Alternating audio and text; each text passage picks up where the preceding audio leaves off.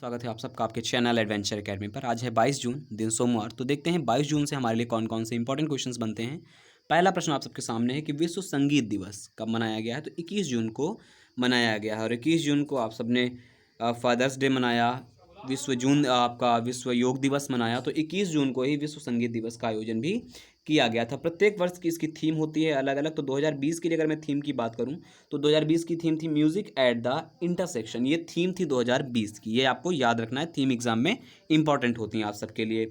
अगर मैं पृष्ठभूमि के ऊपर चलूं तो 1982 में अंग्रेजी का संगीत दिवस जो है फ्रांस में संस्कृति मंत्री जैक लैंग द्वारा पेरिस में आयोजित किया गया था और उसी की स्मृति में 21 जून को प्रतिवर्ष हम विश्व संगीत दिवस मनाते हैं। बड़ा उत्साह के साथ वेस्टर्न जो कंट्रीज़ हैं उनमें मनाया जाता है ये दिवस।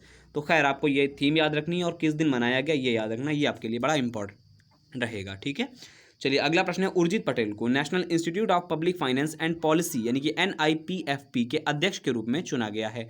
ये नेशनल जो institute of public finance and policy का काम क्या करता है, जो भी ये इकोनॉमिक सेक्टर के ऊपर काम करता है, किस तरीके से पॉलिसीज़ का काम करना है, पॉलिसीज़ घटानी या बढ़ानी है, उनके ऊपर सारा काम ये करता है। इसका अगर हेडक्वार्टर की बात करूँ तो इसका हेडक्वार्टर है न्यू दिल्ली में, यानी कि नई दिल्ली में कार्यरत है वर्तमान में इसका हेडक्वार्टर जो स्थापित है। इसके अलावा उर्जित पटेल के बारे में आप सब जानते हैं कि RBI के गवर्नर रह चुके हैं। 2018 में इनका कार्यकाल चल रहा था।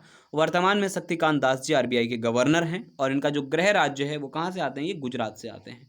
इनका संबंध गुजरात से ही है। ठीक है, तो आपको याद रखना है कि NIPFP के अध्यक्ष कौन बन गए हैं, उर्जित पटेल जी बन गए हैं वर्तमान में। ठीक है, चलिए अगले प्रश्न की चलते हैं। वयोवृद्ध अर्थशास्त्री व 10वें वित्त आयोग के अध्यक्ष, बड़े इंपॉर्टेंट इनका नाम है, भूलिएगा नहीं। अर्थशास्त्री भी हैं और 10वें वित्त आयोग के अध्यक्ष भी रहे हैं। कौन, BPR विट्ठल जी का निधन हो गया है। 14वें वित्त आयोग वर्तमान में 14वें वित्त आयोग के अध्यक्ष हैं NK सिंह जी, तो हमें वो भी नहीं भूलना है। ठीक है, BPR विट्ठल जी की अगर मैं बात करूं तो ये 1950 बैच के पूर्व IAS अधिकारी थे। इसके अलावा इन्होंने IMF में यानी कि अंतर्राष्ट्रीय मुद्रा कोष में क्या हुआ, मलावी, एक तो मलावी और दूसरा सूडान की सरकारों की ओर से राजकोषीय सलाहकार के रूप में भी काम किया। तो कभी आपसे पूछे कि BPR विट्ठल जी का जो निधन हो गया है वो किन किन देशों के राजकोषीय सलाहकार के रूप में कार्य कर चुके हैं, तो आप बताइएगा मलावी और सूडान के सरकारों के लिए राजकोषीय सलाहकार का काम इन्होंने किया है। ठीक है, इंपॉर्टेंट है, याद रखिएगा। चलिए अगले क्वेश्चन की ओर चलते हैं। थोड़ा सा लंबा है लेकिन बहुत ही इंपॉर्टेंट आपके लिए। क्या है देखते हैं। भारत सरकार ने पृथ्वी विज्ञान मंत्रालय यानी मिनिस्ट्री ऑफ अर्थ साइंसेस, इसके जो मंत्री हैं डॉक्टर हर्षवर्धन जी मंत्री हैं इसके।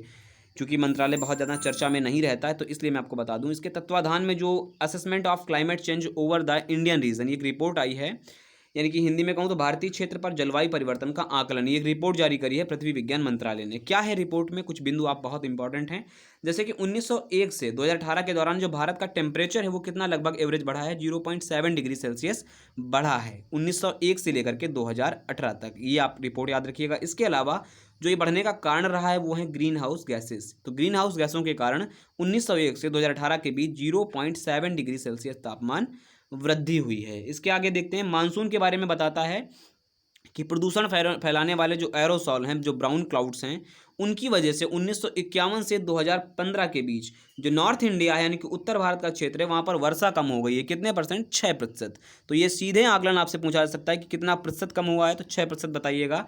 कितना तापमान बढ़ा है इस ड्यूरेशन में 1901 से 2018 के बीच, तो 0.7 डिग्री सेल्सियस बढ़ा है। इसके अलावा कुछ और बिंदु हैं। इसके अलावा 1976 से 2005 की तुलना में अप्रैल से जो जून माह है बीच में पड़ते हैं, इनका जो हीट वेव है 2099 तक 4 गुना अधिक हो जाएगा। यानी कि जो स्थिति 1976 से 2005 के बीच में रही है जो गर्मी अप्रैल मई जून के दौरान, इन 3 महीनों में ये 4 गुना हो जाएगी 2099 तक की। यानी कि आगे वाले जो वर्ष होंगे 2099 तक का वर्ष होगा उनमें ये 4 गुना हीट बढ़ जाएगी, यानी गर्मी और अधिक पड़ेगी इन महीनों में। ठीक है, इसके अलावा कुछ और डेटा है, जैसे क्या डेटा है कि मुंबई के जो पास समुद्र स्तर है वो प्रति दशक यानी कि प्रति 10 वर्षों में 3 सेंटीमीटर की दर से बढ़ रहा है। यानी कि अगर जो शहर है, शहर की जो अगर मैं बीच की बात करूँ 3 सेंटीमीटर प्रति 10 वर्षों में बढ़ रहा है, तो कहीं ना कहीं एक शहर के लिए खतरा होता है ये। जबकि बंगाल के तट के लिए और बड़ा है, 5 सेंटीमीटर प्रति दशक बढ़ रहा है, यानी कि 5 सेंटीमीटर प्रति 10 वर्षों में बढ़ रहा है ये। 1951 से 2015 के दौरान बंगाल की खाड़ी और अरब सागर सहित हिंद महासागर में जो सतह का तापमान है हिंद महासागर में वो 1 डिग्री सेल्सियस बढ़ गया, जो कि वैश्विक एवरेज से भी ज़्यादा है। जो एक वर्ल्ड का एवरेज रखते हैं उससे ज़्यादा है ये तापमान जो बढ़ रहा है वैश्विक हिंद महासागर की सतह का तापमान। तो कुछ फैक्ट हैं, फैक्ट ही आप याद रखिएगा, हो सके संभव अगर आपसे हो सके जो मैं फैक्ट को आप बता रहा हूँ आपको, तो ये आपको कुछ फैक्ट हैं जो सीधे सीधे आपको याद रखने हैं। ठीक है, आई होप आप याद कर पाएंगे किसकी तरह रिपोर्ट जारी करी गई। इसके अलावा पांचवा प्रश्न हमारा है, कर्नाटक सरकार द्वारा 18 जून 2020 को समूचे राज्य में मास्क डे यानी कि मास्क दिवस मनाया गया है। ये क्यों मनाया गया? कोविड-19 को फैलने या नियंत्रित करने के लिए मास्क, सैनिटाइजर, हाथ को साबुन से धोने के लिए इत्यादि बारे में जागरूकता फैलाने के लिए मास्क दिवस मनाया गया है 18 जून को। याद रखिएगा 18 जून को वजूभाई वाला वर्तमान में कर्नाटक के कौन हैं? राज्यपाल हैं। और येदुरप्पा जी वर्तमान में कर्नाटका के सीएम हैं। और कर्नाटका ने बहुत अच्छा ग्रो किया है कोविड-19 के मामले में। बहुत अच्छे ग्रो का मतलब ये हुआ कि किस तरीके से नियंत्रण कर रखा है कोविड-19 के ऊपर। तो कर्नाटका बहुत बेहतर काम कर रहा है कोविड-19 के ऊपर। ठीक है, चलिए अगले प्रश्न के मैं कुछ आपको आज 5 प्रश्न दे रहा हूँ, धीरे धीरे आप कमेंट बॉक्स में इनका उत्तर दीजिएगा। पहला प्रश्न है, 21 जून 2020 को संपूर्ण विश्व में छठवां अंतर्राष्ट्रीय योग दिवस मनाया गया, हमें सबको पता है। ठीक है, इसकी थीम क्या थी? तो थीम शांति व समृद्धि के लिए योग, जलवायु कार्यवाही के लिए योग, या स्वास्थ्य के लिए योग, या स्वास्थ्य के लिए योग, घर पर योग। तो ये थीम है आपके 4 जो विषय आपको दे रखे हैं, इनमें से एक सही है।